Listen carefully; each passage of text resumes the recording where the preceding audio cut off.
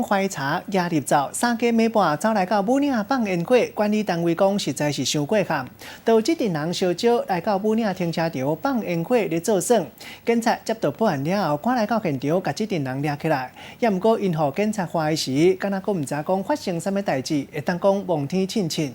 伫咧森林保护区内底放烟火，万不利若是引起树林啊大火，代志就歹收煞，落尾依法上当罚3000块。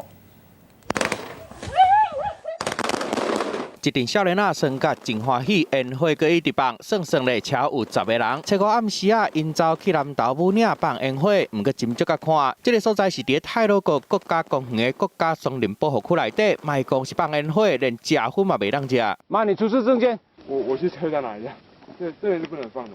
警察赶过去阻挡，毋过放烟火的民众，敢若也是毋知影，伫遐放烟火代志有偌大条。